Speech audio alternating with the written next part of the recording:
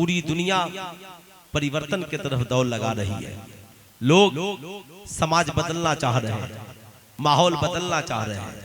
हर रोज AI से पूछकर, artificial intelligence से प्रोजेक्ट लेकर लोग अपना घर बदल रहे हैं, लोग अपनी जिंदगी बदल रहे हैं, लोग अपने तरीके कार को बदल रहे हैं।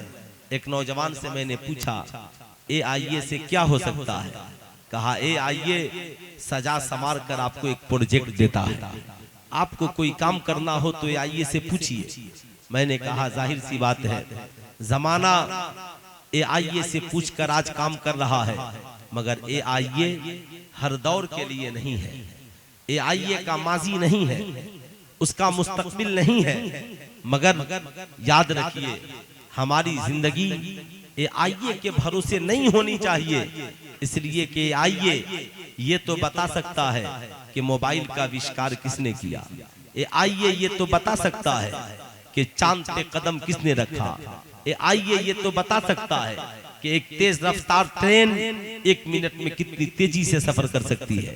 AI ये तो बता सकता है कि सूरज 1 सेकंड में कितनी तेजी के साथ उसकी रोशनी फैलती है। मगर AI से पूछिएगा शराब पीने का फायदा क्या है, तो फायदा भी बता देगा। माज़ल्ला उससे पूछिएगा शराब पीने का नुकसान, तो नुकसान भी बता देगा। जुआ का फायदा वो भी बता देगा।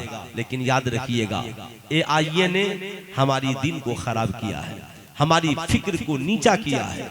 AI अब समाज में रिसर्चर पैदा नहीं होने देगा। पहले हम क्लास में बच्चों को पढ़ाते थे, एक सब्जेक्ट और एक सवाल होता था, तो एक सवाल के 50 बच्चे 50 जवाब लिख कर लाते थे। लेकिन अब जब से ChatGPT का भरोसा हो गया, जब से नीट के भरोसे हमारे बच्चे पढ़ने लगे, तब से जवाब एक होता है। सारे बच्चों की कॉपियां में एक ही जवाब है, टीचर भी उसी जवाब पे भरोसा। लेकिन पहले सवाल एक होता था, जवाब 50 आते थे। मास्टर बोलता था ये भी जवाब हो सकता है, ये भी जवाब हो सकता है, ये भी जवाब हो सकता है, ये भी जवाब हो सकता है। तब जाकर बच्चे APJ अब्दुल कलाम बनते थे, बच्चे रिसर्चर बनते थे, बच्चे बहुत बड़े विद्वान बनते थे। अब जब से AI का जमाना आ गया, अब तो साहब आर्टिफिशियल इंटेलिजेंस के भरोसे हमारे नौजवानों की सुबह है, शाम है, रातें हैं। यहाँ तक के नौजवानों ने दीन को भी AI के हवाले कर दिया। सुल्तान रजा कहना चाहेगा, AI दीन सीखने के लिए नहीं है, दीन सीखने के लिए कुरान है, दीन सीखने के लिए हदीस है। आप AI से पूछिए, बताओ ईसा से पहले क्या था, हजरत मूसा से पहले क्या था, हजरत जकरिया से पहले क्या था, हजरत यहया से पहले क्या था। AI कहेगा हमें इसके बारे में मालूम नहीं है। 2026 के बाद क्या होगा, 2027 के बाद क्या होगा, AI कहेगा हमें ये मालूम नहीं है। मगर कुरान से पूछिए, कुरान माजी भी बता, हाल भी बता, मुस्तकबिल भी बता। कुरान कहता है तिबियानन लिकुल्लि शैइन, हर चीज का रोशन बयान कुरान के अंदर मौजूद है। कुरान एक दौर के लिए नहीं है, हर दौर के लिए जो किताब है उसे कुरान कहा जाता है। आमिना के लाल मस्जिद नबवी के मेंबर पर खड़े हैं, फरमाते हैं ऐ मेरे सहाबा पूछो, क्या पूछना चाहते हो। आदम से लेकर अब तक जो हुआ ये भी तेरा नबी बताएगा, जो हो रहा है ये भी तेरा नबी बताएगा, और कयामत तक जो होने वाला है ये भी तेरा पैगंबर बताएगा। जन्नत में कौन जाएगा ये भी तेरा नबी बताएगा, जहन्नम में कौन जाएगा ये भी तेरा नबी बताएगा। बाद सहाबा खड़े हुए, जिनको जो पूछना था पूछ लिया। उसी गैब की खबर देने वाले मुस्तफा ने कहा था, आज से 1450 बरस पहले फरमाया था, एक जमाना आएगा शराब पानी की तरह पिया जाएगा, जना आम हो जाएगा, औरतें बेहया हो जाएंगी, बादी अपने आका को जन्म देगी, लोग माँ बाप भाई बहन को छोड़कर दोस्तों के साथ मिलजुल रखेंगे। हाल इतना बुरा होगा, गुनाहों का नाम बदल दिया जाएगा। जितनी बातें मैंने की ये बातें बड़ी मुख्तसर हैं, लेकिन आइए जरा मैं आपको पूछना चाहता हूँ, नबी ने 1450 बरस पहले ये बातें बताई कि एक जमाना आएगा शराब आम हो जाएगा। बताओ ईमानदारी से, आज पूरी दुनिया में में शराब आम है। अरब की वो सरजमी जिसे अल्लाह के नबी ने गुनाहों से पाक किया, आज वहां की नाजायज हुकूमत है, बल्कि सिर्फ नाम ने हाथ मुस्लिम हुक्मरानों ने अरब की सरजमी को भी शराब से नापाक कर दिया। वहां की सरजमी को नाच गाने बाजे से आबाद कर दिया।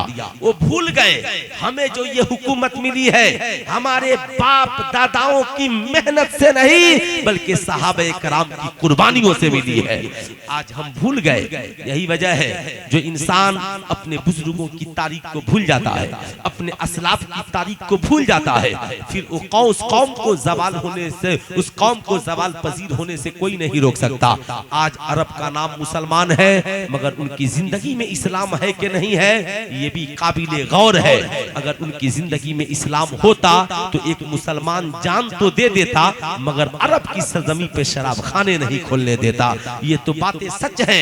एक अदना ईमान वाला गरीब मुसलमान भी होगा तो अरब की सरजमी पर शराब खाने खोलने की इजाजत नहीं देगा, मगर इन जालिम अय्याश किस्म के हुक्मरानों ने यहूदियों की साजिश के जाल में फंसकर अरब की सरजमी को गुनाहों से भर दिया। ये बात सिर्फ ये नहीं है, आज अफसोस है मुसलमानों की पोजीशन भी वही है। आप देखें शराब को हमारे नौजवानों ने ऐब समझना छोड़ दिया, जुए को हमने ऐब समझना छोड़ दिया, जहेज मांगना आज आम है। सब जानते हैं जहेज मांगना हराम है मगर जहेज से रुकेगा कौन। सब जानते हैं माँ के कदमों के नीचे जन्नत है, बाप जन्नत का दरवाजा है। पढ़कर सुनकर खुशी महसूस करके रह जाते हैं मगर माँ की खिदमतें कौन करेगा। डॉक्टर साहब ने सही बातें की और कहा मुबल्लिगीन, बात सिर्फ मुबल्लिगीन की ही नहीं है। जब इंसान मसरूफ रहेगा सिर्फ अपनी फिक्र करेगा माँ की खिदमत कौन करेगा। मियाँ हम तो सोचते हैं जमाना से हमें फैज मिले, फिर अवैस करनी की जिंदगी को कौन पढ़ेगा। अवैस करनी माँ की खिदमत करते रहे, फैजान मदीने वाले मुस्तफा का जारी होता रहा। ये सारी बातें अपनी जगह हैं। हुजूर ने फरमाया एक जमाना आएगा बांदी अपने आका को जन्म देगी, यानी नौजवान ऐसे नौजवान पैदा होंगे कि माँ के पेट से तो पैदा होंगे मगर हुकूमत माँ पे करेंगे, हुकूमत बाप पे करेंगे। बूढ़ा बाप अपने बेटे को बोलने से घबराएगा। आज हो भी यही रहा है।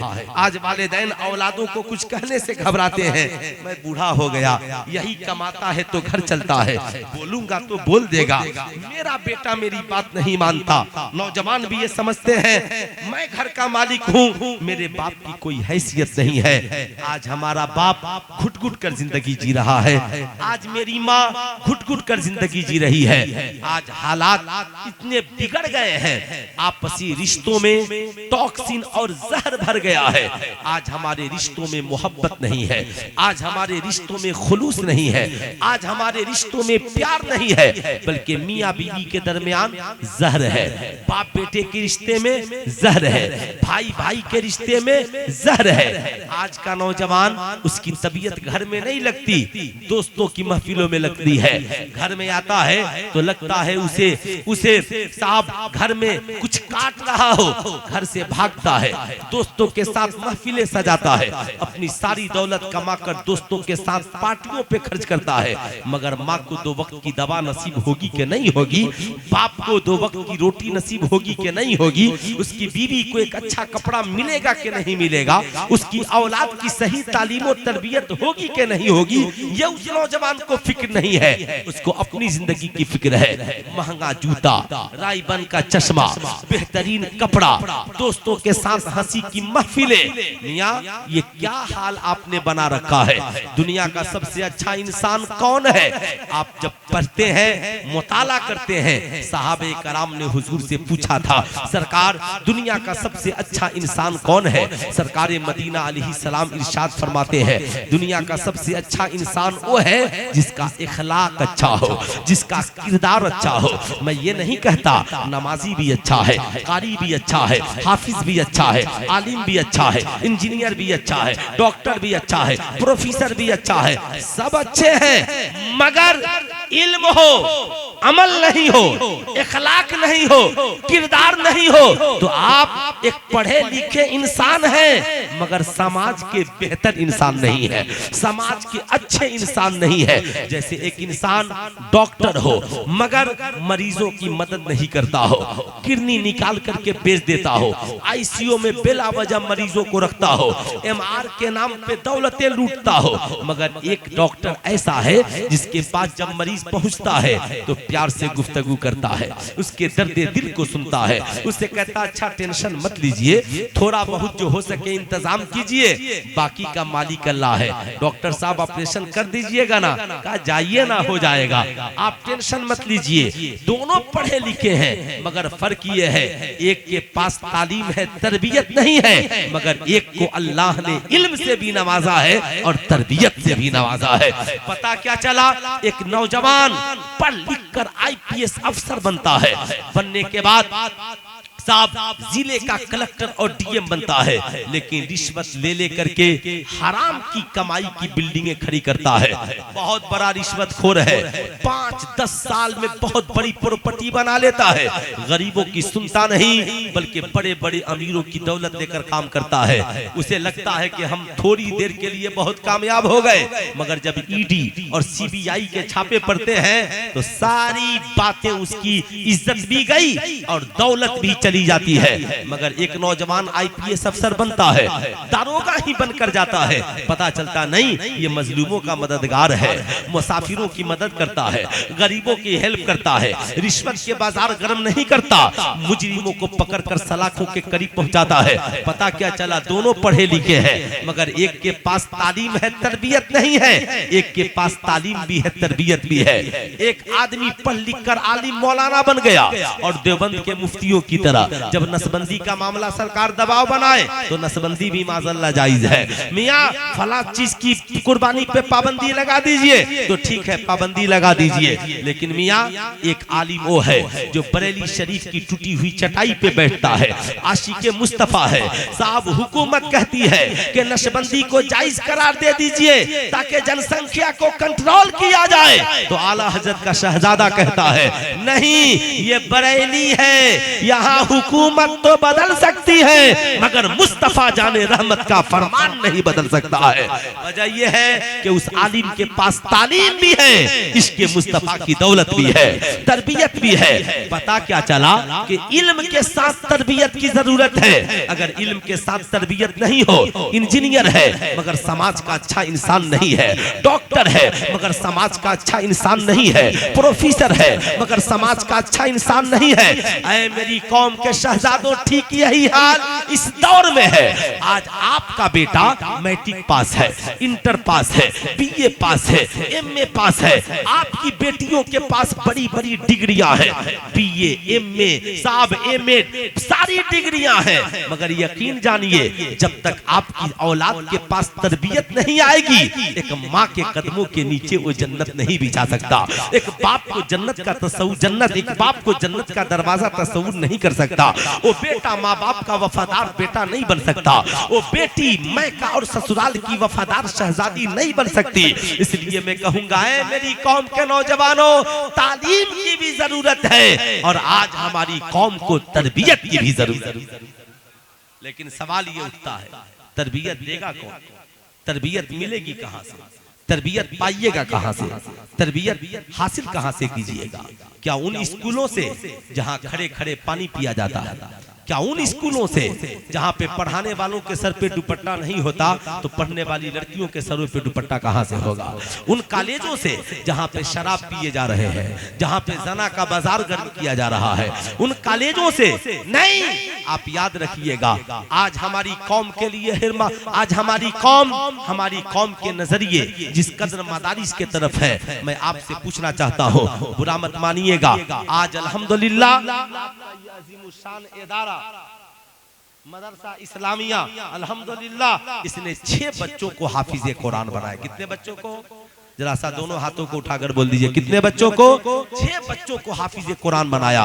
अब जरा ठहरिएगा, जितने लोग यहाँ पर बैठे हैं मैं भी आप में शामिल हूँ। आप ये मत समझिएगा मैं अलग से गुफ्तगू कर रहा हूँ। फिक्र हम यहाँ पैदा नहीं करेंगे तो कौन करेगा?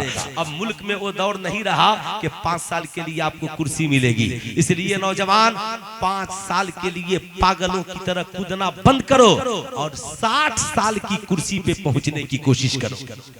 बेशक, सुभान अल्लाह। 60 साल की कुर्सी पे पहुंचने की कोशिश करो। आज जो हम पे हावी है, या आपको लगता है कि उसने बहुत कुछ हमारे लिए हमारे ऊपर जुल्म कर दिया, तो उन्होंने अपनी लोगों को, अपनी औलादों को पहले 60 साल की कुर्सियों पर पहुंचाया है, तब जाकर 5 साल उनके लिए कोई माना नहीं रखता।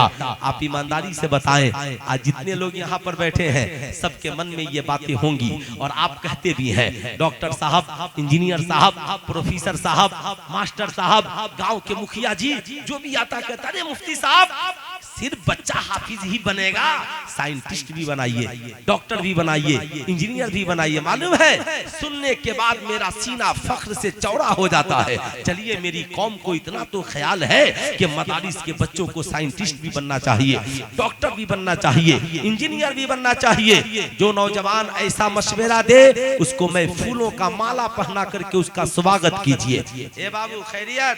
ए बेटा जा रहे हो? अच्छा, जाइए, हाँ पहुंचा करके आइए, है ना। माशाल्लाह, जानते हैं जब कोई नौजवान उठकर जाता है ना, तो मैं इसलिए फिक्रमंद हो जाता हूँ। मैं इसलिए फिक्रमंद नहीं हूँ कि कम से कम आ गया है तो कुछ तो सीख करके चला जाए, फिर मेरी मुलाकात उससे हो के नहीं हो। देखिए, जलसे रोजाना कामयाब होते हैं, लेकिन इंसान कभी कभी कामयाब होते हैं। मुझे एक दिन बड़ी खुशी हुई, बड़ी खुशी है। मैं जलसा पढ़ के लौट रहा था तो एक नौजवान गाड़ी के करीब आया, कहा हजरत खैरियत से हैं? मैं सिर्फ आपसे मिलने के लिए आया। मैंने कहा बताइए और सब क्या हाल है? कहा हजरत एक बार मैं आपकी तकरीर मुजफ्फरपुर में सुन रहा था, अल्हम्दुलिल्लाह मैंने मेहनत की और अल्लाह का करम से नतीजा ये निकला कि मैं बीपीएससी क्वालिफाई करके आज अच्छे पोस्ट पर हूँ। तो मैंने सुना कि आप आ रहे हैं, तो मैं यहाँ पर आपकी तकरीर सुनने भी आया और आपसे मिलने के लिए भी आया। एक दिन मेरे उस्ताद ने कहा कि देखिए बड़ा फायदा हुआ आप एक बार आए। तो मैंने कहा क्या हुआ? कहा मेरे दोनों बच्चे बड़ा वाला मोबाइल घर छोड़ दिए और लैपटॉप लेकर और सादा मोबाइल लेकर चले गए। मैंने कहा गए? कहा तैयारी करने के लिए कि हम लोग लैपटॉप पे किताब पढ़ लेंगे और सादा वाला मोबाइल इस्तेमाल करेंगे ताकि फेसबुक इंस्टाग्राम की आदत छूट जाएगी। और आज दोनों बच्चे अल्हम्दुलिल्लाह कामयाबी की दहलीज पर हैं। हमें अपने आप में परिवर्तन लाना है, बदलाव लाना है। बस इसी निहज के साथ आप थोड़ी देर मेरी गुफ्तगू सुनिए। इजाजत है बोलूं? अरे बोलिए, सारे लोग सुनेंगे ना? तो जरा दोनों हाथों को उठाकर बोल दे या रसूल अल्लाह। एक बार प्यार से बोले या हबीब अल्लाह। मैं आज कर रहा था, माशाअल्लाह बड़ी अच्छी फिक्र है। मदरसे के बच्चे सिर्फ हाफिज ही क्यों बनेंगे? साइंटिस्ट भी बने, डॉक्टर भी बने, इंजीनियर भी बने, प्रोफेसर भी बने।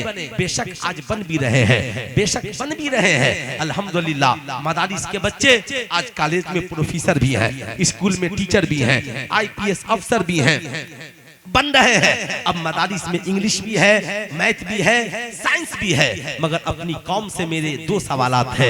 आप एक बात बताइए, मदरसे का मकसद क्या है और स्कूलों के मकसद क्या है? समाज में तालीम हासिल करने के लिए 2 जगह है, या तो बच्चे मदरसे में पढ़ने जाएं या स्कूलों में पढ़ने जाएं। मदरसा इस्लामिया भी आपकी बस्ती में है और आपके इर्द गिर्द प्राइमरी स्कूल से लेकर हाई स्कूल तक, कॉलेज तक मौजूद है। दोनों की तालीम, दोनों की बुनियाद का मकसद क्या है? आप कहेंगे मौलाना मदरसे इसलिए बने हैं कि इस मदरसे में बच्चों को पढ़ाकर हाफिज बनाया जाए, आलिम बनाया जाए। स्कूल इसलिए बने हैं कि हाँ बच्चों को मैट्रिक इंटर BA कराकर डॉक्टर बनाया जाए, इंजीनियर बनाया जाए, प्रोफेसर बनाया जाए। मैं आपसे पूछना चाहता हूँ, आपका ये मदरसा जितने दिनों से चल रहा है उतने दिनों से अब तक कम से कम 25, 30, 50, 100 हाफिज तो जरूर पैदा किया होगा। लेकिन आप ईमानदारी से बताइए, जितने दिनों से आपके गांव में स्कूल है, आपके गांव में कितने बच्चे पढ़कर जज बने हैं, कितने बच्चे पढ़कर बड़े डॉक्टर बने हैं, कितने बच्चे पढ़कर आईपीएस अफसर बने हैं, कितनी बच्चियों ने यूपीएससी और बीपीसीएससी क्वालिफाई किया है? अगर नहीं किया तो इसका जिम्मेदार कौन है? आप हैं, स्कूल का टीचर है, स्कूल का प्रबंधन है, कौन जिम्मेदार है? आज सिर्फ तालीम मदरसों में तलाशते हैं। मदरसे में आपके कितने परसेंट बच्चे पढ़ते हैं? 1% बच्चे भी हमारी कौम के मदरसे में नहीं पढ़ते। याद रखिएगा, 99% हमारी कौम के बच्चे बच्चियां स्कूल कॉलेज में पढ़ते हैं। तो फिर जब आप स्कूल में पढ़ते हैं तो आप जज क्यों नहीं बनते हैं? आप समाज का बड़ा वकील क्यों नहीं बनते हैं? आप आईपीएस अफसर और यूपीएससी बीपीएससी क्वालिफाई क्यों नहीं करते हैं? आपकी तालीमी पोजीशन क्यों आईसीयू में चली गई? आपने कभी इस पे गौर किया? आपने कभी इसके बारे में सोचा कि आपके पास संसाधन की कमी है? आज स्कूलों में अच्छे टीचर हैं, स्कूलों में लाइब्रेरी है, स्कूलों में सरकारी बजट है, सारी चीजें मौजूद हैं, मगर क्यों आपके बच्चे तालीम के मैदान में पीछे हो गए? मदरसों पे हंगामा आराई करने वालों, मैं कहता हूं कि अगर यकीन जानिए, जिस तरीके से मदारिस को, हमारे मदारिस के पास कोई बजट नहीं है, मदरसे के मौलवी साहब साल में भीख मांगते हैं, चंदा मांगते हैं, कमेटी वाले भीख मांगकर, चंदा मांगकर, ज़कात फितरा वसूल कर, कौम के बच्चों को पैसा लेकर नहीं, फ्री में हाफिज़े कुरान बनाकर आपको देते हैं। मियां, अगर ये फ्री में नहीं देते तो आज मस्जिदों में इमाम नजर नहीं आते, इन उलमा के सरों पे टोपियां नजर नहीं आती। मगर बताइए, आज स्कूलों ने हमें कितना दिया है? आज कॉलेजों ने हमें कितना दिया है? आपकी इतनी बड़ी बस्ती है, आप ईमानदारी से सोचिए, 50 साल 100 साल में आपके गांव में एक जज भी नहीं पैदा हुआ, एक बड़ा डॉक्टर नहीं बन पाया, कोई बच्चा एक बड़ा वकील नहीं बन पाया। इसका मतलब यह है आपके गांव में तालीम का माहौल बेहतर नहीं है। आपके गांव के बच्चे बच्चियां स्कूल जाते हैं, मगर ये तालीमी मामले में बहुत पीछे है। या तो आपकी कमी है, या बच्चों की कमी है, या स्कूलों की कमी है। सिर्फ समीक्षा मदरसों पे ही मत कीजिए, समीक्षा स्कूलों पे भी कीजिए। 99% जहां बर्बाद हो रहे हैं वहां किसी को आबाद करने की फिक्र नहीं है, मगर जहां 1% बच्चे भी नहीं पढ़ते, हर हुकूमत को उसे बंद करने की फिक्र लगी हुई है। इसलिए वो जानते हैं, ये जो 1% बचे हैं, अगर ये 6 बच्चे हाफिज़े कुरान बन गए तो ये 6 गांव को संभालने के लिए काफी है, ये 6 इलाके को संभालने के लिए काफी है। मगर एक बस्ती के 100 बच्चे मैट्रिक पास कर गए तो 100 बच्चे मिल करके एक गांव का काया पलट नहीं कर पाते। वजह यह है कि ना वो तालीम है, ना इनके पास वो दिमाग है। जब 50 साल में आपके गांव में एक बच्चा पढ़कर जज नहीं बन पाता, 50 साल में गांव में आपका एक बच्चा पढ़कर अच्छा वकील नहीं बन पाता, क्या इन बच्चों के अंदर बनने की सलाहियत नहीं है? है, मगर इनकी फिक्र को तोड़ दिया गया है, इनकी फिक्र को कमजोर कर दिया गया है। मियां, वो जानते हैं कि इन्हें कैसे तोड़ना है। साहब, मोबाइल हर हाथ में पहुंचा दीजिए, नीट को सस्ता कर दीजिए, गुनाहों की आदत डाल दीजिए, किताब से निकाल कर आर्टिफिशियल इंटेलिजेंस की दुनिया में इन्हें ला करके डाल दीजिए। न किताब पढ़ेंगे, न आईपीएस अफसर बनेंगे, न किताब में मेहनत करेंगे, न ये नीट क्वालिफाई करेंगे, न ये किताब पढ़ेंगे, न ये अच्छे वकील और जज बनेंगे। और हमारी कौम की हालत भी वही है। ये नौजवान, बुरा मत मानिएगा, अगर बाप किताब न खरीदे कभी नौजवान नाराज नहीं होता, मगर बाप सऊदी अरब से मोबाइल न भेजे तो बेटा आत्महत्या करने के लिए तैयार है। अच्छे स्कूल में, अच्छे कोचिंग सेंटर में इसका एडमिशन नहीं हो, कोई इस नालायक को फिक्र नहीं है, मगर बाप आईफोन खरीद के नहीं भेजे तो आत्महत्या करने के लिए तैयार है। बेटियों का भी हाल वही है, अच्छी तालीम के लिए फिक्र नहीं है, फिक्र अच्छे मोबाइल के लिए है, साहब अच्छे लिबास के लिए है। सुल्तान रजा पूछना चाहता है, क्यों अपनी दुनिया को बर्बाद करने में लगे हो? तुमने अपने आप को पहचाना नहीं है। ऐ मेरी कौम का नौजवान, नौजवान, जिस दिन तू अपने आप को पहचान लेगा तो दरी बिछाने वाला तू नहीं बनेगा, तू नेताओं के पीछे कुत्ता की तरह भागने वाला नहीं बनेगा, तू दिन रात उनका झंडा ढोने वाला नहीं बनेगा, बल्कि तू भी आईपीएस अफसर बनेगा और एक बावकार कुर्सी पर बैठेगा। जमाना तेरे सामने हाथ जोड़ता हुआ नजर आएगा। इसलिए कि नेताओं की कुर्सियां 5 साल की होती है और पढ़े लिखे नौजवानों की कुर्सियां 60 साल के लिए होती है। आप उन कुर्सियों तक पहुंचना क्यों नहीं चाहते? वहां तक जाना क्यों नहीं चाहते? क्यों? मेरी कौम का नौजवान कब बेदार होगा? ये कब अपने अंदर बेदारी लाएगा? ये कब अपनी शऊर को पैदा करेगा? मैं आपसे पूछना चाहता हूँ मियाँ, याद रखिएगा, आज सैकड़ों बच्चे इंटर कर लिए, सैकड़ों बच्चे मैट्रिक पास कर लिए, मगर कोई उनकी जिंदगी में बदलाव नहीं है। वही चाले बेढंगी जो पहले थी अब भी है, वही नाचना, वही गाना, वही माँ बाप को सताना, वही 10 बजे दिन तक सोए रहना, न नमाज की पाबंदी। लगता ही नहीं है कि ये कहीं से मुसलमान के घराने में पैदा हुआ है। एक मुख्तसर सी शादी की महफिल सजती है तो नाचने के लिए बेचैन है, कमर हिलाने के लिए बेचैन है, हल्दी के नाम पर लाखों रुपए बर्बाद करने के लिए बेचैन है। बुरा मत मानिएगा, माँ बाप भी कम जिम्मेदार नहीं है।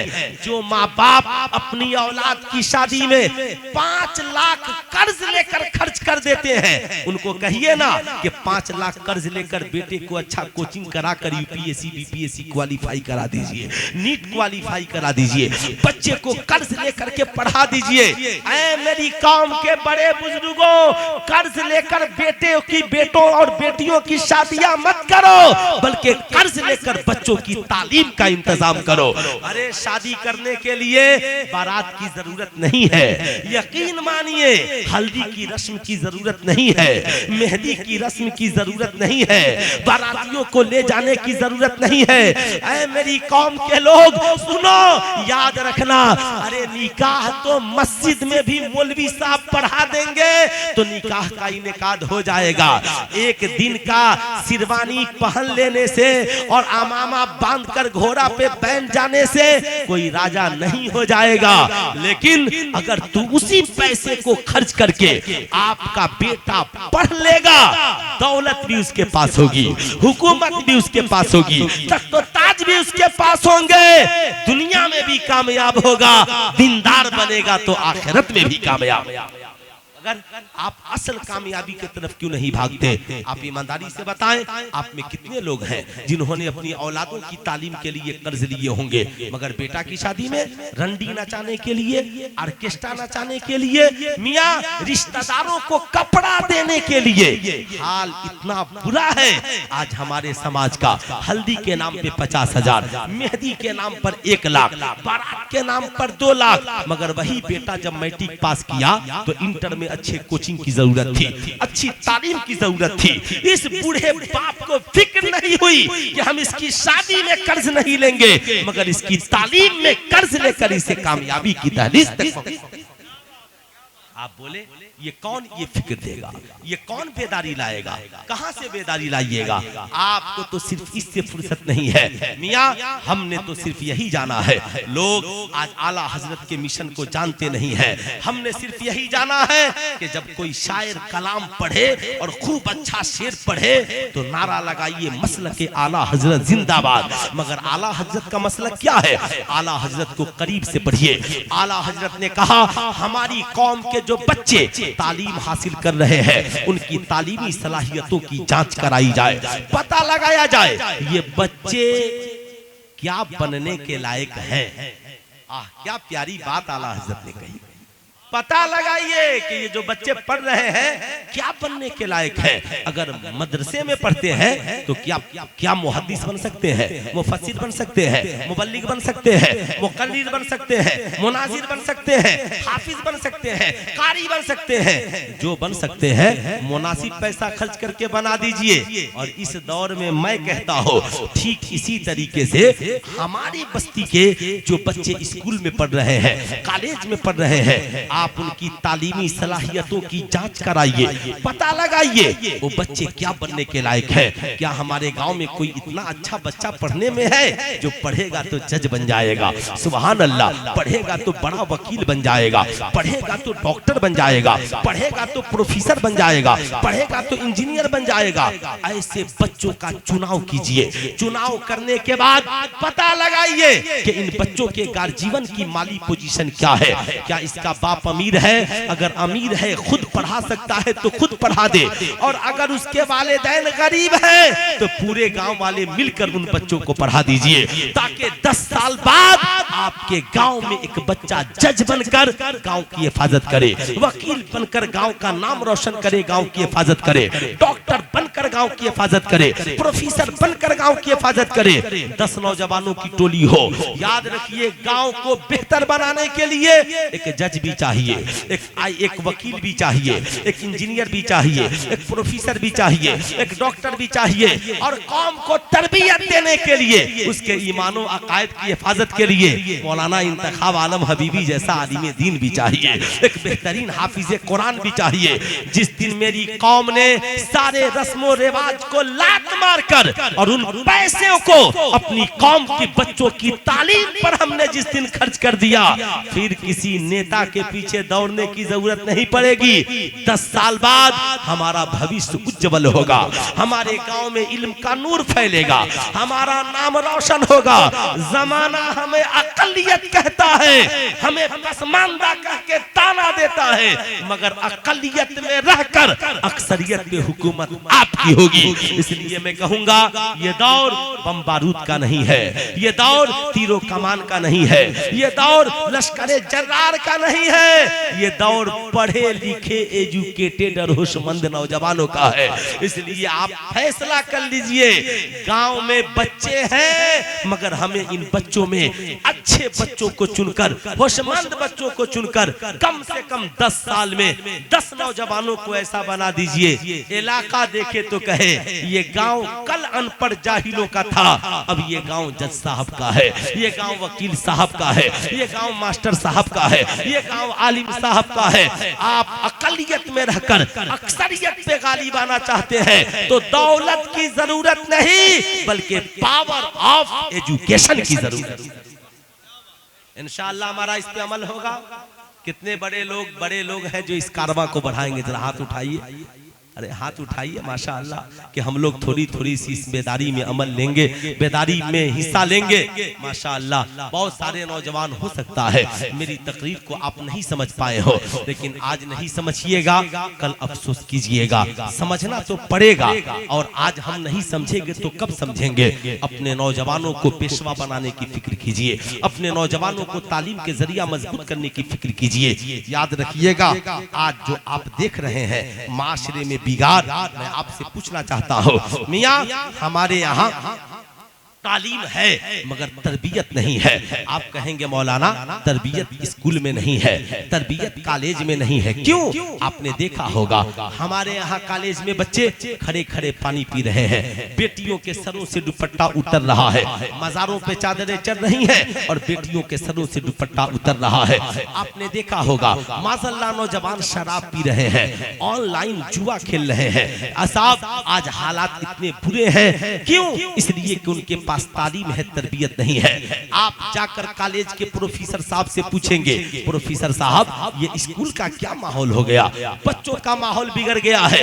कॉलेज के प्रोफेसर साहब कहेंगे, सुनिए हम किताबें पढ़ाने आते हैं, आपके बच्चों को तरबियत देने नहीं आते। मगर कसम खुदा की हमारी कौम का जब कोई बच्चा या बच्ची किसी दीनी इदारे में पढ़ने जाता है तो हमारा आलिम उसे कुरान भी पढ़ाता है, साथ में नबी का किरदार भी पढ़ाता है। मियां ये फर्क है। किरदार सीखने के लिए मस्जिद की जरूरत है, किरदार सीखने के लिए मदरसे की जरूरत है। आज जरूरत इस बात की है हम अपने आइम्मा की कद्र करें, हम अपने उलमा की कद्र करें, मस्जिदों में बामौजू खिताबात हो। मियां ऐसा नहीं है मस्जिदों को हम इस्लाह की जगह बनाए, कम से कम हफ्ता में एक दिन जाते हैं तो उसका सही इस्तेमाल हो। किसी जुमा में माँ बाप के हुकूक पे तकरीर, किसी जुमा में बच्चों के माँ बाप बाप पर क्या हक है इस पे तकरीर, किसी जिमा जुमा में इल्म के मौजू पे तकरीर। यानी हम मसाजिद के जरिया, मदारिस के जरिया हम अपने इखलाक को किरदार में सुधार ला सकते हैं। वजह यह है हुजूर ने अपने सहाबा को सिर्फ तालीम से नहीं नवाजा, बल्कि हुजूर ने अपने सहाबा को इल्म के साथ तरबियत से भी नवाजा है। यही वजह है आप हुजूर की जिंदगी देखें, आज पढ़ा लिखा नौजवान माँ बाप की कदर नहीं करता, लेकिन आइए हुजूर की जिंदगी देखते हैं। समाज में कोई कितना हूँ पढ़ा लिखा होगा, मगर हुजूर से ज्यादा कोई पढ़ा लिखा नहीं हो सकता। अगर दुनिया में सबसे पढ़ा लिखा इंसान देखना हो, हुजूर को देखिए। सबसे खूबसूरत इंसान देखना हो, हुजूर को देखिए। सबसे बाइखलाक इंसान देखना हो, हुजूर को देखिए। सबसे बाकिरदार इंसान देखना हो, हुजूर को देखिए। सबसे सखी इंसान देखना हो, हुजूर को देखिए। सबसे गनी इंसान देखना हो, हुजूर को देखिए। आला हजरत की जबान में यूं कहिए, सारे अच्छों में अच्छा समझिए जिसे, है उन अच्छों से अच्छा हमारा नबी। सबसे आला व औला हमारा नबी, सबसे बाला व आला हमारा नबी। आइए जरा सभी नबी की कुछ सीरत पे कुछ नजर डालते हैं। सरकार के पास इल्म भी है और सरकार के पास तरबियत भी है। सरकार की सीरत के बारे में कुरान कहता है, लक़द काना लकुम फी रसूलिल्लाहि उस्वतुन हसना। जानते हैं क्यों रब ने कहा?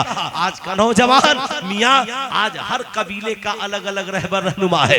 ये बात आज की नहीं है, जब हुजूर नहीं आए थे तो हर कबीले का पेशवा अलग था। मियाँ आज भी वही हाल हो गया है, हर कबीले का रहबर अलग है। ये बाइकवट के रहबर है, ये फारवट के रहबर है, ये गोरों के रहबर है, ये कालों के रहबर है। कुरान ने 1450 बरस पहले इसका खात्मा किया और कहा ये गोरा काला, ऊंच नीच, बाइकवट फारवट, अलग अलग कोई रहबर नहीं है। लक़द काना लकुम फी रसूलिल्लाहि उस्वतुन हसना। सारी दुनिया के इंसानों का रहबर सिर्फ एक है और उस रहबर का नाम मुस्तफा जाने रहमत।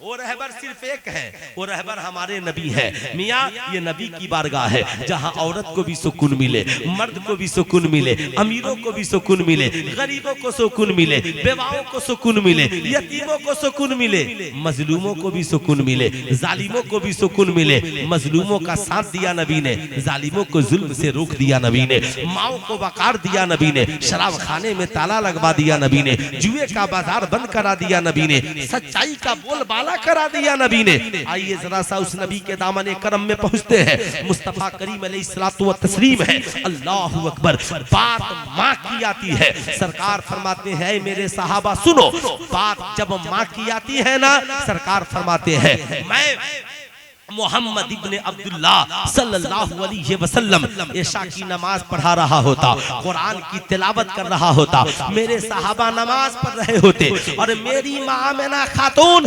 पर्दे के पीछे से आवाज देती तो मैं नमाज छोड़ देता और पहले जाकर माँ की खिदमत करता, फिर आकर नमाज पढ़ता। मगर ये मसला फर्ज नमाज के लिए नहीं, ये मसला फुकहा फरमाते हैं नफल नमाज के लिए है।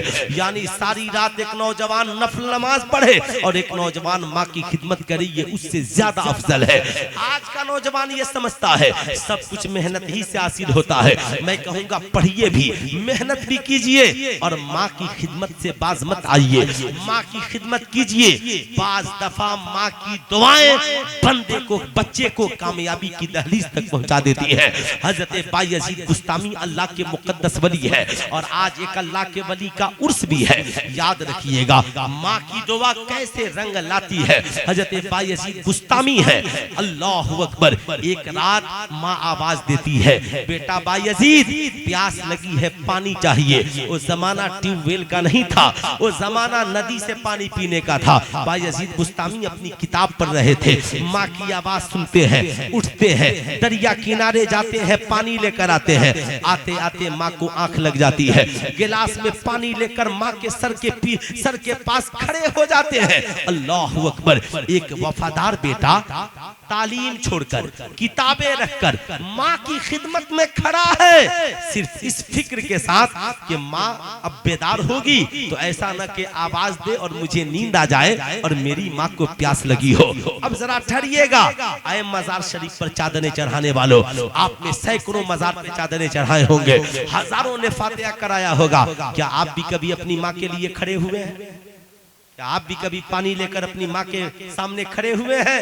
आपका तो रोब इतना है कि आप आकर खुद बैठ जाते, अम्मा खाना लिया, कहाँ बारिश, पानी ले आओ, कपड़ा ना धोवाई ला। अब साहब ऐसी ऐसी बातें, ये नौजवान लगता है कि ये माँ पे हुकूमत कर रहा है। माँ से कहता है कि तुम क्या कर रही थी कि अब तक खाना नहीं बना है। इस बेटे को माँ का फैज क्या पहुंचेगा?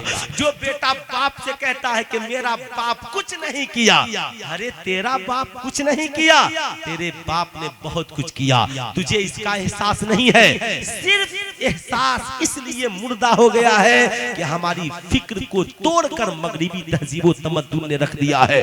हम मुस्बत से मनफी की तरफ जा रहे हैं, निगेटिव सोच ने जन्म ले लिया है। इसलिए मैं कहता हूँ सिर्फ उर्स मनाने वाला मत बनिए। उर्स मनाने का मतलब सिर्फ चादरें चढ़ा देना नहीं है, उर्स मनाने का मतलब सिर्फ लंगर खिला देना नहीं है। अरे बुजुर्गों की सीरत को अपना लेना, ये उर्स की असल पहचान है।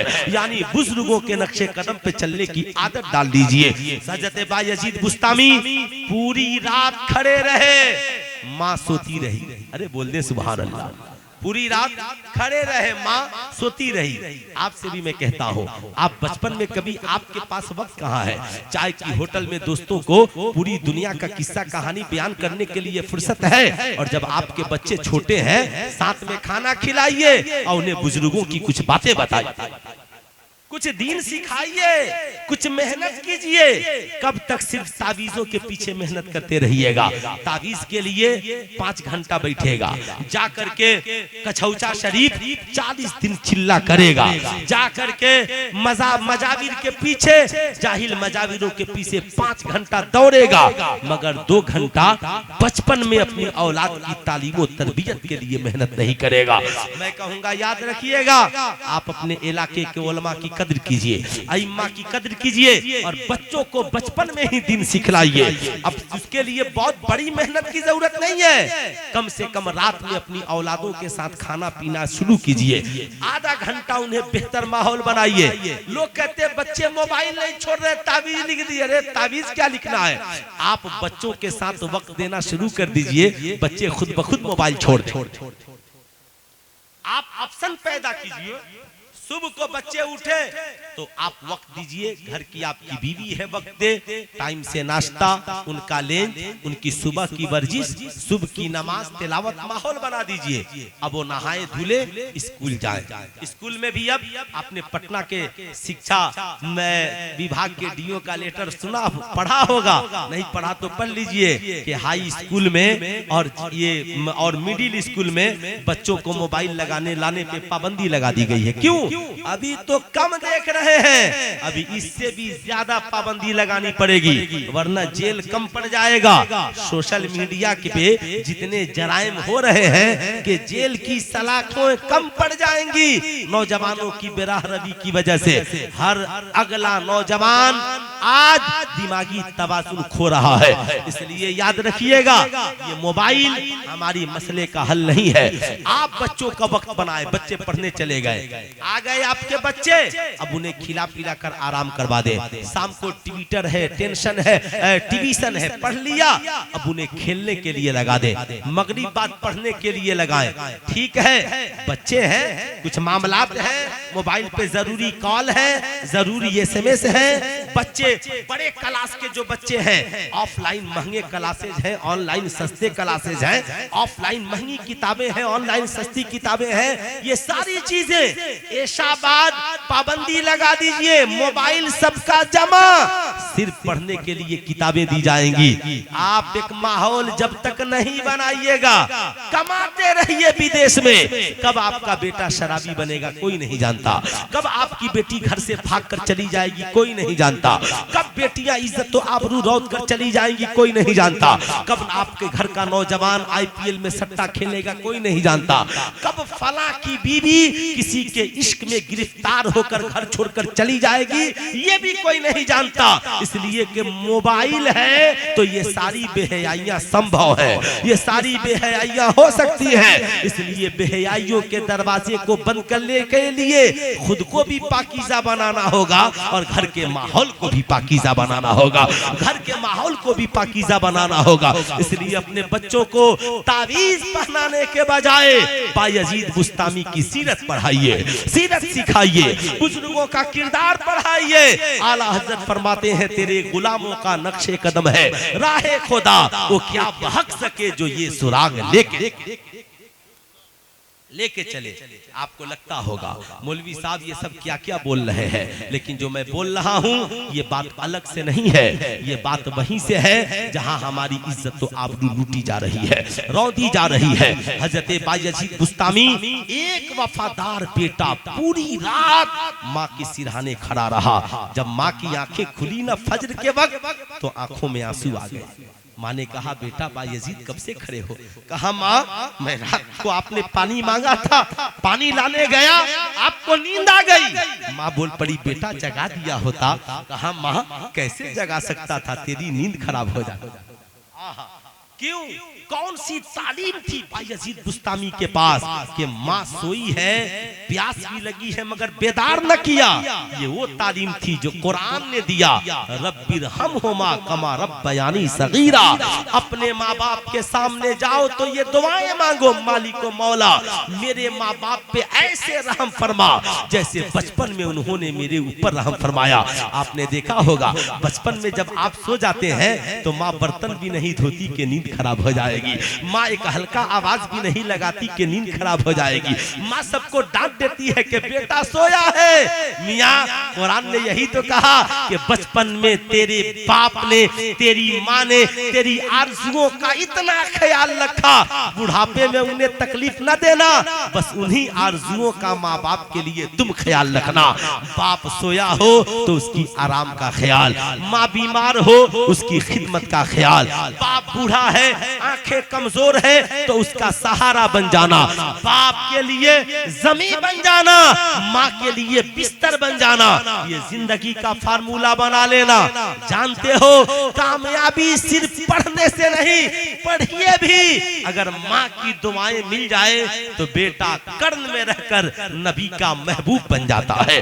मियाँ हजरत बायजीद बुस्तामी ने यही तो काम किया था, माँ की खिदमत में खड़े रहे। माँ ने पूछा बेटा रात कट गई? कहा हाँ। जगा क्यों नहीं दिया? कहा अम्मी कैसे जगा देता, आपकी नींद खराब हो जाती। कहा अच्छा तो तुम सो क्यों नहीं गए? कहा माँ सो जाता और फिर आप आवाज देती तो पानी देने में ताखीर हो जाती।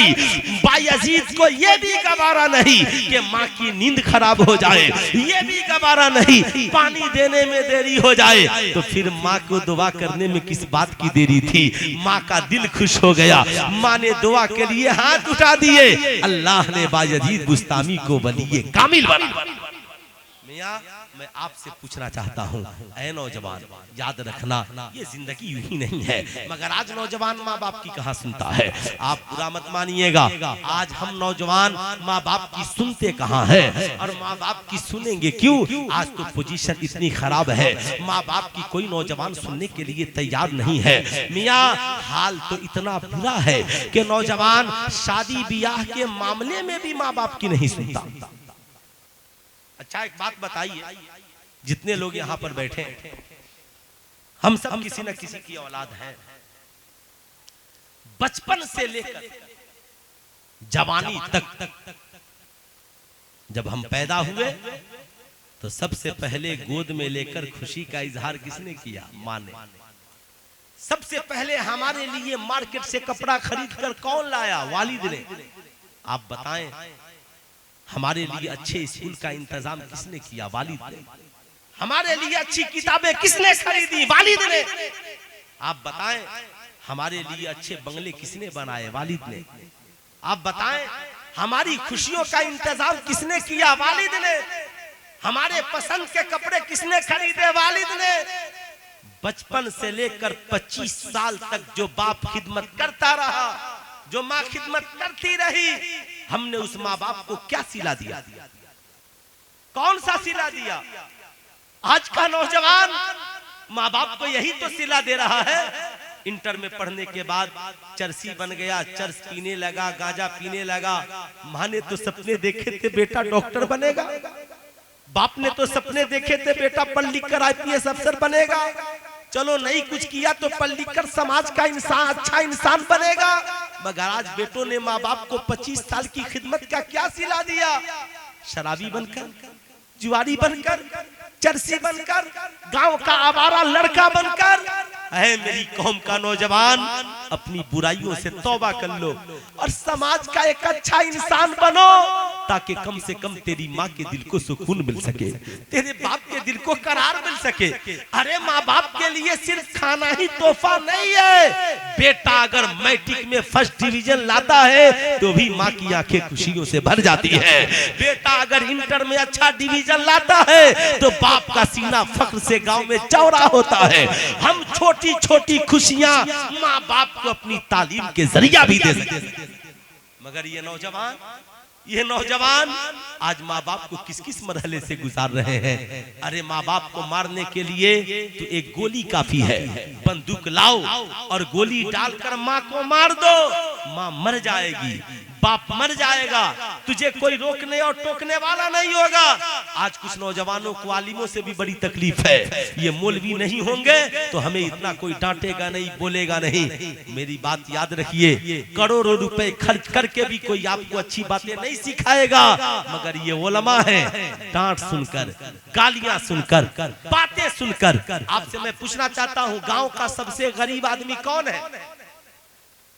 बताइए, गांव का सबसे गरीब आदमी कौन है? तो आपको मानना पड़ेगा मस्जिद के इमाम से बड़ा गरीब गांव में कोई नहीं। एक हाजी साहब ने मुझसे कहा कि हजरत कुछ पैसा रखा हूं और एक गरीब को देना है, जरा बताइए ना। मैंने कहा क्या करना? फजर की नमाज पढ़ने जाइएगा तो इमाम साहब को दे दीजिएगा। काफी नाराज हो गए, बोले मजाक करते हैं, इमाम साहब को देंगे, गरीब को देना है। तो मैंने कहा गांव का जो सबसे ज्यादा गरीब है वो रोजाना मजदूरी करके 500 कमाता है, महीने का 15,000 कमा लेता है वो। और जो गांव के हम सब के इमाम हैं, हमारे इमाम, हाजी साहब के इमाम, मास्टर साहब के इमाम, डॉक्टर साहब के इमाम, सरकारी अफसर के इमाम, पूरे सारे पढ़े लिखे अमीरों के इमाम, स्कॉर्पियो बोलेरो रखने वालों के इमाम, 10-20 लाख बैंक बैलेंस रखने वालों के इमाम, जिन पे हज फर्ज है उनका इमाम, वो बेचारा 6,000 रुपया कमाता है। हक है, क्या हक गोई है। बहुत खूब। आप बताइए, ईमानदारी से 6,000 जो कमाएगा उसका महीने का खर्च चल पाएगा? बोलिए, देखिए इसमें कोई, मैं आपसे सिर्फ यूं ही आदान प्रदान कर रहा हूं, इसे समझिए, नहीं चल पाएगा। उस बेचारे पे ज़कात भी नहीं है, वो ज़कात का मुस्तहिक है। तो जिस कौम ने अपने इमाम को ज़कात का मुस्तहिक बना दिया हो, अच्छा बताइए इसमें पटना कितने लोग गए? पटना गए हैं आप लोग? पटना जंक्शन गए हैं? कितने लोग गए हैं?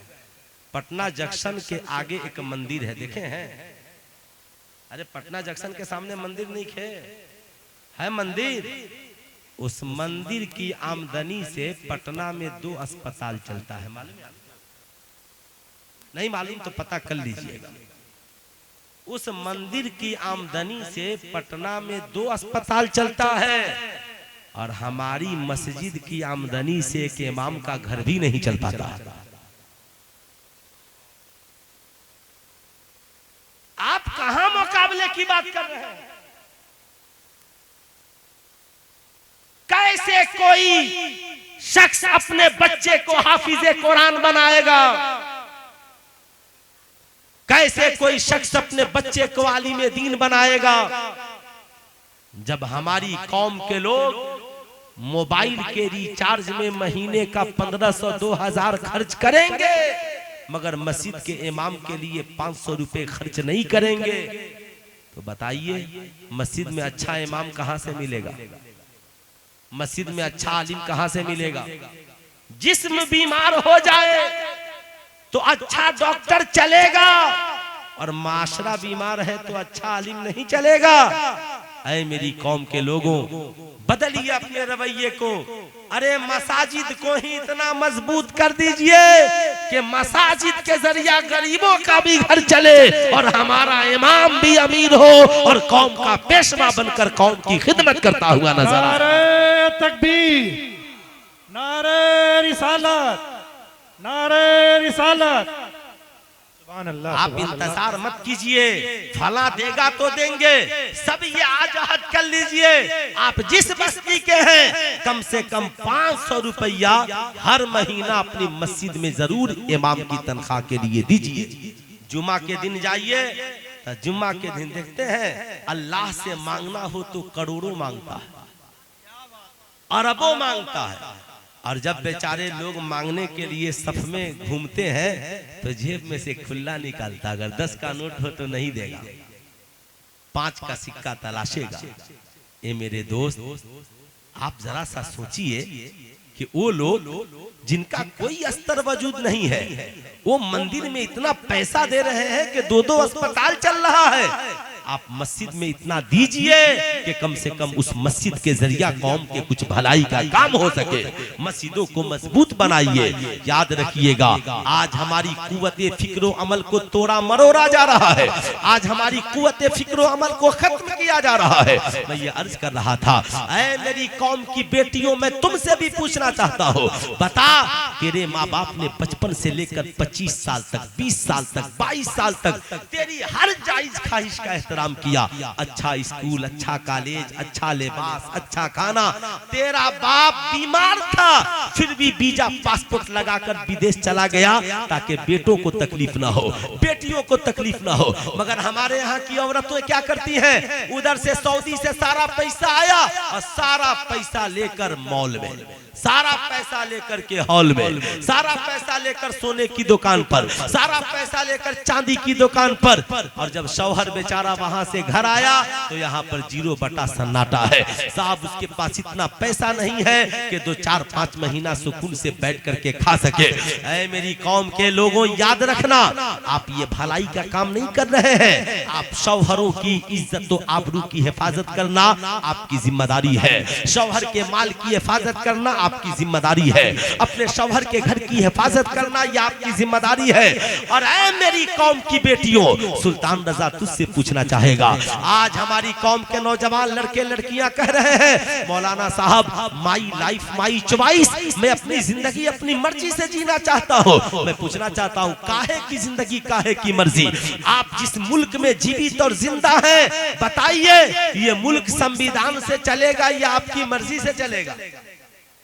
अरे बोलिए, ये मुल्क संविधान से चलेगा ना? इस मुल्क में संविधान के मुताबिक जीना है ना?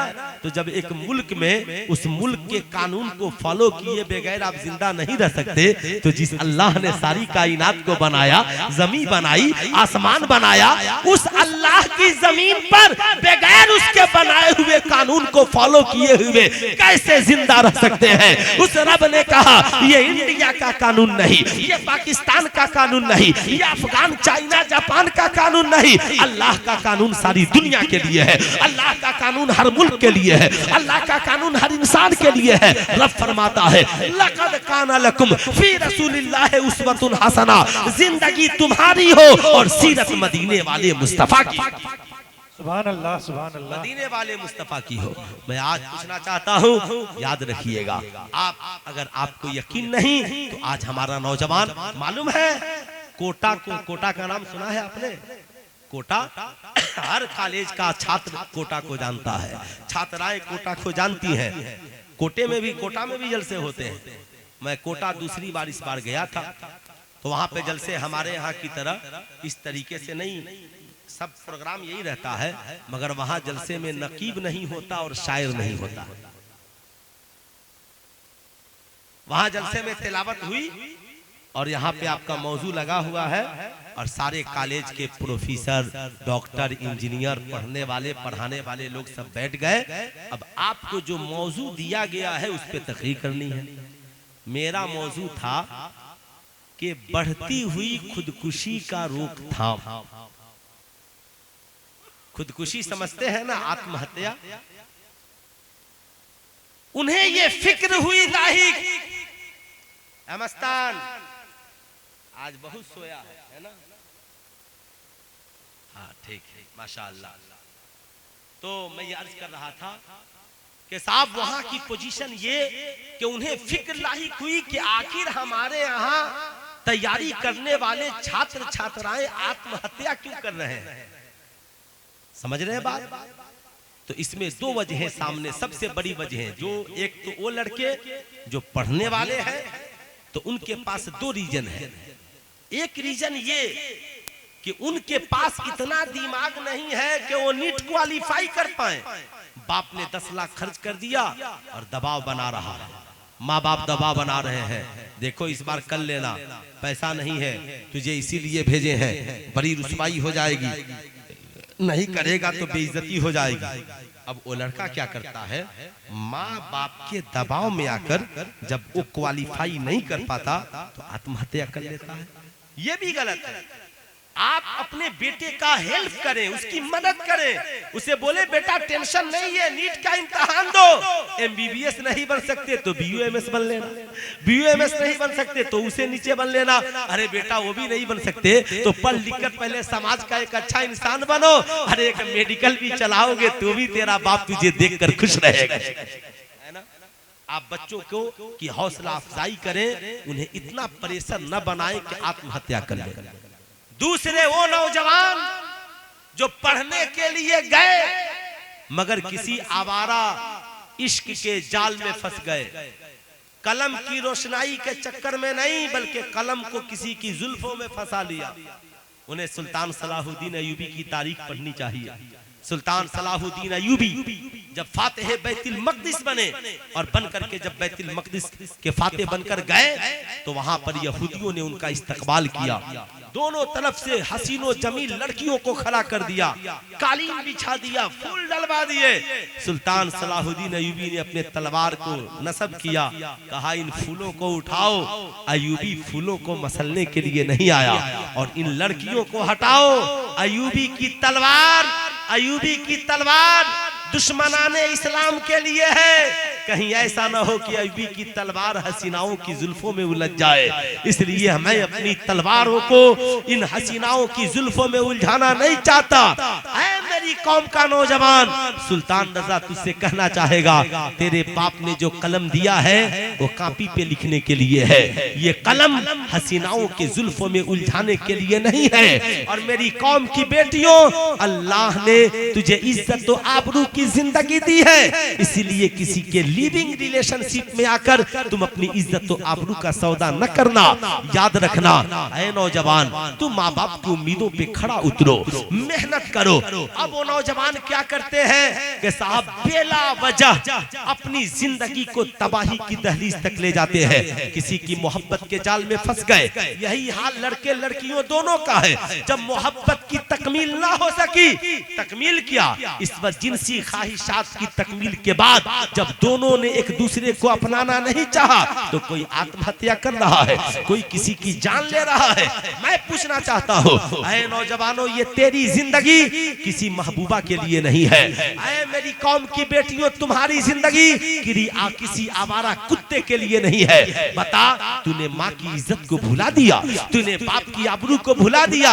ऐ नौजवान ये समझ, तेरी उम्मीद का एक मुकम्मल जहां तेरी माँ है, तेरे वालिद है, तेरे भाई है, तेरे बहन है। इसलिए आज से ये न समझना मेरी जिंदगी किसी एक खास के लिए है, बल्कि जिंदगी तेरी है। रोशनी माँ के लिए भी है, रोशनी बाप के लिए भी है, रोशनी भाई के लिए भी है, रोशनी बहन के लिए भी है। याद रखना, मैं कहना चाहूंगा नौजवान लड़के लड़कियों से, मैं ये नहीं कहना चाहता कि लड़कों को दुल्हन चुनने का हक नहीं है या लड़कियों को दूल्हा चुनने का हक नहीं है, मगर आपसे खता भी हो सकती है, आपसे गलती भी हो सकती है।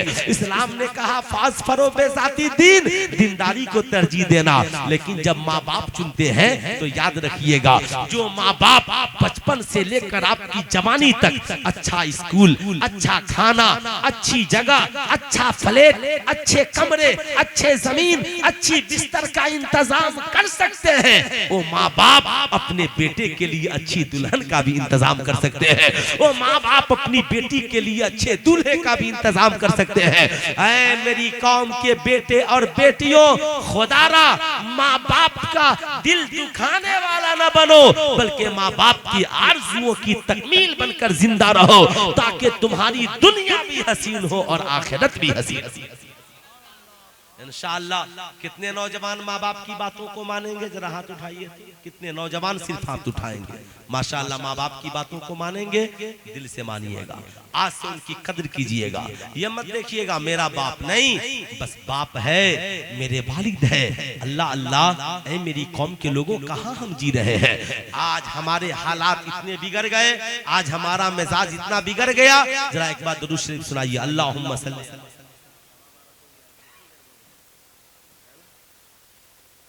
माशाअल्लाह, अच्छा ठीक है। अल्लाहुम्मा सल्ली अला सय्यदना शफीना हबीबना मौलाना मुहम्मद मादनी जूदे वल करम मंबइल इल्म वल हिल्म वल कम बारिक वसल्लिम सल्लु अलैहि सलातन व सलामन अलैका या रसूल अल्लाह सल्लु अलैहि सलातन व सलामन अलैका या हबीब अल्लाह दाइमन अबदन अबदा। क्या नाम है तुम्हारा? सजादा नाम, सादा नाम। हमको पैसा दे रहे हो, कमाओगे तो अम्मा को दोगे ना? हाँ दोगे ना? हाँ किससे पैसा लेकर आए? अम्मा से वादा कर रहे हो ना, अम्मा की खिदमत करोगे ना? माशाअल्लाह, जाओ शाद रहो, आबाद रहो। माशाअल्लाह माशाअल्लाह। देखिए मैंने इसकी लबों की मुस्कुराहट को देखकर, है ना, माँ से पैसा लेकर के आया है, माँ ने भेजा है। अल्लाह ताला इस शहजादे को सलामत रखे, है ना। माशाअल्लाह। जानते हैं इन बच्चों को देखकर, ये बच्चे हमारी मुस्तकबिल हैं। आप किसी के बच्चे को खुदारा कभी इग्नोर न करें, वो हमारे बच्चे हैं, वो हमारे बच्चे हैं। हम ये सोचें, आज हमारा समाज कितना बिगड़ गया, कितना बिगड़ गया। आप जरा सा सोचिए कितना बिगड़ गया, हम कहाँ आ गए। आज कोई किसी की बात सुनने के लिए तैयार नहीं है। मैं आपका ममनून मशकूर हूँ, आपने मुझे इतना सुन लिया। मुझे आज भी याद है, आज भी याद है। पहले सरकार की एक सीरत की बात करते हैं, फिर एक याद की बात करते हैं। 15 मिनट और मैं तहकीक करूंगा, वरना ऐसा ना हो कि पूरी रात मैं ही बोलकर खत्म कर दूं और फिर जो बाहर के मेहमान आए हैं उनको भी तो आपको सुनना है। खैर, अल्लामा इरशाद खान साहब किबला का हुक्म था कि हजरत लोग बड़े बजीद हैं, आपको हर हाल में आना है। मैं अर्ज कर रहा था कि आज तालीम है, तरबियत नहीं है, मगर सरकार की जिंदगी में तालीम भी है और तरबियत भी। देखिए जरा, इसलिए हुजूर की सीरत को पढ़िए। सरकार मदीना अलैहिस्सलाम है, घर में तशरीफ फरमा है और सरकार की दो ज़ौजा बगल में बैठी हैं। सरकार से मिलने के लिए एक सहाबी रसूल आ रहे हैं, गौर से सुनिएगा। सहाबी आ रहे हैं, नाम है अब्दुल्ला इब्ने मक्तूम, मिलने के लिए हुजूर से आ रहे हैं। सरकार की नजर पड़ी, अब्दुल्ला इब्ने मक्तूम आ रहे हैं। अच्छा, दोनों आंखों से अंधे हैं। बैठी हुई जो दोनों है, ये हम मोमिनों की माएँ हैं, ये वो माएँ जिनकी पाकीज़गी की गवाही कुरान देता है। अल्लाह अकबर। हुजूर फरमाते हैं अंदर चली जाओ। तो हम मोमिनों की माओं ने कहा हुजूर क्यों? कहा अब्दुल्ला इब्ने मक्तूम आ रहे हैं। तो हम मोमिनों की माओं में से एक माँ ने कहा सरकार, अब्दुल्ला इब्ने मक्तूम तो अंधे हैं। आहा, क्या कहा? अब्दुल्ला इब्ने मक्तूम तो अंधे हैं, उन्हें दिखता नहीं है, हम जाएं न जाएं क्या फर्क पड़ता। सुनिएगा, आहा, हुजूर की तरबियत, हुजूर तरबियत फरमा रहे हैं अपनी उम्मत को। सुनो ऐ मेरी घर की औरतों, अब्दुल्ला इब्ने मक्तूम अंधे हैं, मगर तुम तो अंधी नहीं हो। जैसे अजनबी मर्द के लिए अजनबी औरत का देखना हराम है, ऐसे ही अजनबी औरतों के लिए अजनबी मर्दों का देखना हराम है। आज हमारे यहाँ मेलों में भीड़, झमेलों में भीड़, शादियों में भीड़, हाल इतना बुरा है, मियाँ दूल्हा वलीमा में अपनी दुल्हन को कुर्सी पे बैठाता है और सारे अजनबी मर्दों से मिला रहा रहा है, ये डॉक्टर साहब है हाथ मिला लो, ये इंजीनियर साहब है हाथ मिला लो। ऐ मेरी कौम के लोगों याद रखना, नहीं आज का नौजवान कहता है मौलवी साहब अंधेरे में जी रहे हैं, आप लोगों की वही पुरानी बात है, देखने से क्या हो जाता है। मैंने कहा पगला कौन कहता है देखने से बहुत कुछ होता है, पहले आंखों से खता होती है, फिर दिल से खता होती है, फिर नफ्स तक वो गलती पहुंच जाती है। लेकिन याद रखना पहले आंखें काबे पे, निगाहें काबे पे पड़ती है, फिर दुआ होती है, फिर कबूलियत की मंजिल तक पहुंचती है। कौन कहता है देखने से क्या होता है। अगर इन्हीं निगाहों से औरत को, अजनबिया औरत को बार बार देखो गुनाह है, इन्हीं निगाहों से नाच गाना बाजा देखो गुनाह है, इन्हीं निगाहों से फिल्में और मूवीज देखो गुनाह है, मगर इन्हीं निगाहों से अपने माँ बाप के मुकद्दस चेहरे को देख लो तो हज मकबूल का सवाब मिल जाता है। इन्हीं निगाहों से आलिमे दीन के चेहरे को देख लो सवाब मिल जाता है। इन्हीं निगाहों से काबे पे पहली नजर पड़ी, अल्लाह अकबर, जो हाजी मांग दे अल्लाह कबूल फरमा लेता है। इन्हीं निगाहों से हुजूर की कब्र अनवर पे नजर पड़ गई, हुजूर फरमाते हैं मंज़ारा कब्री वजबत लहू शफाअती, जिसने मेरी कब्र की ज़ियारत की उसके लिए मेरी शफाअत वाजिब हो गई। ऐ नौजवान याद रखना, ऐ मेरी कौम की बेटियों, जब हमारी नबी की ज़ौजा, अल्लाह अकबर, हम मोमिनों की माओं को इजाजत नहीं कि उन्हें अजनबी मर्द देखे, फिर हमारी कौम की कोई बेटी फेसबुक पे अपनी तस्वीर अपलोड करे, सोशल मीडिया पे अपनी तस्वीर अपलोड करे। मियां आज हमारी बेटियों ने अपनी इज्जत का जनाजा निकाल दिया, आज हमारे नौजवानों ने अपनी बीवियों की इज्जतों का जनाजा निकाल दिया। मुझे याद है 2006 में मैं पढ़कर सिवान आया, नारे तकबीर, नारे रिसालत, मसलके आला हजरत हजरत मुफ्ती सुल्तान साहब किबला औलियाए उम्मत कॉन्फ्रेंस सरजमीने मीरापुर, नारे तकबीर, नारे रिसालत। 2006 में मैं पढ़कर सिवान आया, मौलाना इंतखाब साहब मुझसे पहले आ चुके थे। अल्लाह अकबर, वो जमाना अल्लामा मौलाना अब्दुल अजीज खान अली रहमा व रिजवान का था। हजरत से मौलाना इरशाद खान साहब किबला भी रहते थे। हम लोगों की मुलाकात हजरत इतने अल्हम्दुलिल्लाह, अल्लाह उनकी मरकत पे रहमत व अनवार की बारिशें अता फरमाए। हजरत हम लोग को समझाते थे ये कैसे लोगों का इलाका है, यहाँ कैसे लोग हैं, यहाँ कैसी तकरीरें करनी है। बड़े सख्त थे मामले में। अगर कोई मिलाद में जलसे में वीडियो लगा दिया तो मजाल है कि अब्दुल अजीज मौजूद हो और कोई वीडियो कर ले। निकाह की महफिल में चले जाएं, कोई वीडियो कर ले अब्दुल अजीज की मौजूदगी में, तो उनके मानने वाले लोग भी थे। पहले हमारे यहाँ बाबू, जब आप लोग तभी नए हैं, जब हम लोग आप लोग की उम्र के थे अपने इलाके में, तो जो बूढ़े लोग होते थे ना, बारात आती थी तो कहते थे खबरदार दूल्हे के अलावा कोई अंदर नहीं जाएगा। घर में औरतें हैं, पर्दा नशी औरतें हैं। पहले बाथान में मेहमान रहता था, अब घर में नहीं रहता था। हाल ये था कि अगर कोई वीडियो लेकर आ गया, नहीं मानता था ना, तो कहा जाता था बाहर ही कर, अंदर औरतों की वीडियो नहीं। मगर अब किसी वीडियो वाले से कहिएगा अंदर मत जाओ तो कहेगा काम मौलवी साहब रोक रहे हैं, तो औरतें खुद अपने कैमरा से वीडियो बना रही है। ये लिबास का वीडियो, ये साहब बच्चे का वीडियो, ये दूध पिलाने का वीडियो, ये सजने सवरने का वीडियो। ऐ मेरी कौम की औरतों याद रखना, औरतों का अजनबी मर्दों के लिए सजना सवरना हराम है।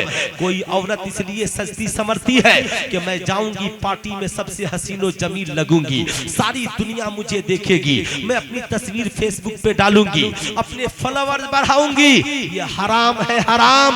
मरने के बाद अंजाम बहुत बुरा होगा, दुनिया में भी तेरा हश्र बुरा होगा। याद रखना, याद रखना, इस्लाम इन बातों की इजाजत नहीं देता और एक अच्छी औरत का ये किरदार और इखलाक नहीं हो सकता। थोड़ी सी दौलत के लिए आज बाजार में हमारी कौम की औरतें अपनी इज्जतों को बेच रही है। मैं कहूंगा खुदारा आप अपनी तस्वीरें न बनाए, आपको सजना है ना तो आपका सजना इबादत हो जाएगा, आपका संवरना इबादत हो जाएगा, आपका लिबास पहनना इबादत हो जाएगा। कोई औरत इसलिए गुस्ल कर रही है कि मैं गुस्ल कर रही हूँ अपने शौहर की खुशी के लिए, मैं अपने शौहर के लिबास पसंद का लिबास पहन रही हूँ उसकी खुशी के लिए, मैं कान में बाली पहन रही हूँ शौहर की खुशी के लिए, मैंने साहब गले में सोने का चैन पहना है शौहर की खुशी के लिए, मैंने अपने हुस्नो जमाल को सजाया है शौहर की खुशी के लिए, तो जब तक पहनी रहेगी एक एक लम्हा उसे सवाब मिलता रहेगा, सोई रहेगी सवाब मिलता रहेगा। मगर दुनिया को दिखावे के लिए सजेगी, सवरेगी, वीडियो बनाएगी, रील्स बनाएगी, तो हर लम्हा उसे गुनाह मिलता रहेगा। इसलिए मैं कहूंगा मियाँ वो अंधेरा ही भला था कि कदम राह पर थे, रोशनी लाई है मंजिल से बहुत दूर हमें, रोशनी लाई है मंजिल से बहुत दूर हमें। ऐ मेरी कौम का नौजवान, आज ये दर्स लेकर के जा, खुदारा दोस्ती नौजवानों से करना तो घर की माँ से दोस्ती न कराना, बहन से दोस्ती न कराना। याद रखना अपनी बहू बेटियों की इज्जत की हिफाजत कीजिए, उन्हें भी समझाइए कि आपकी इज्जत तो आबरू ये है। माशाअल्लाह इस जामिया के आ जाओ बाबू आ जाओ, मदरसा इस्लामिया के 6 बच्चे जो हाफिज कुरान अल्हम्दुलिल्लाह बने हैं, ये 6 स्टेज पर आ गए। कितनी खुशनसीबी की बात है। मैं ज्यादा क्या बोल सकता हूँ, बस इतना आपको बता सकता हूँ। ऐ मेरी कौम के लोगों, इन बच्चों की कदर कीजिए, इन बच्चों की इज्जत कीजिए, इनकी हौसला अफजाई कीजिए, इनके वालिदैन की हौसला अफजाई कीजिए, जिन्होंने इस फतन दौर में भी अपने बच्चों को हाफिज कुरान बनाया। फतन दौर में भी मालूम है दुनिया में कोई ऐसी किताब नहीं है कि पढ़ूं मैं और डॉक्टर आप बन जाइए। ऐसी कोई किताब है पढ़ूं मैं इंजीनियर आप बन जाइए, पढ़ूं मैं प्रोफेसर आप बन जाइए, पढ़ूं मैं फायदा आपको हो जाए। मियाँ कोई ऐसी किताब नहीं जो इंग्लिश पढ़ेगा उसे फायदा, फारसी पढ़ेगा उसे फायदा, उर्दू पढ़ेगा उसे फायदा, हिंदी पढ़ेगा उसे फायदा। मगर ये जो बच्चे 6 बच्चे हैं अल्हम्दुलिल्लाह ये ऐसे हैं कि मियाँ दुनिया में कोई ऐसी किताब नहीं पढ़ूं मैं फायदा आपको हो जाए, मगर मदरसा इस्लामिया का एक बच्चा खड़ा हुआ और इसने कुरान की तिलावत कर, अल्लाह अकबर, क्या किया? कुरान की तिलावत कर दी। सिर्फ सूरह फातिहा की तिलावत इन्होंने तिलावत की और मौलाना इरशाद साहब, मौलाना इंतखाब साहब ने दुआ कर दी, ऐ मालिको मौला इस मजलिस में जितने लोग बैठे हैं सबके वालिदैन की बख्शिशो मगफिरत फरमा दे। माशाअल्लाह क्या बात है, तिलावत हाफिज़े कुरान करता है, बख्शिश कब्रों में मेरे वालिदैन की हो जाती है। मियां ये कुरान ही है, पढ़ते हैं हाफिज़े कुरान और फायदा पूरी कौम को हो जाता है। सुभान अल्लाह, सुभान अल्लाह। पढ़ते हैं हाफिज़े कुरान, फायदा पूरी कौम को हो जाता है। ऐ मेरी कौम के लोगों बुरा मत मानिएगा, आप बताइए ईमानदारी से, बात अधूरी रह जाएगी, पूरी करके मैं अपनी तकरीर खत्म करूं। आज स्कूल के लिए बजट है, कॉलेज के लिए बजट है, बुरा मत मानिएगा। मदरसे में हाफिज भी बनाना है, आलिम भी बनाना है, कंप्यूटर भी सिखाना है, इन बच्चों को इंग्लिश भी पढ़ानी है, इन बच्चों को साफ जदीद टेक्नोलॉजी से भी जोड़ना है। मगर हमारे मदरसों के पास कोई बजट है? अरे बोलिए जोर से, कोई बजट है? हम बजट कहां से लाए? आप दीजिएगा नहीं तो बजट होगा कहां से? आप बताएं ईमानदारी से। हाल तो ये है कि अगर हम लोग चंदा करने जाते हैं तो आप लोग दरवाजे पे नहीं रहते हैं। मदरसे का बजट कहां से आएगा?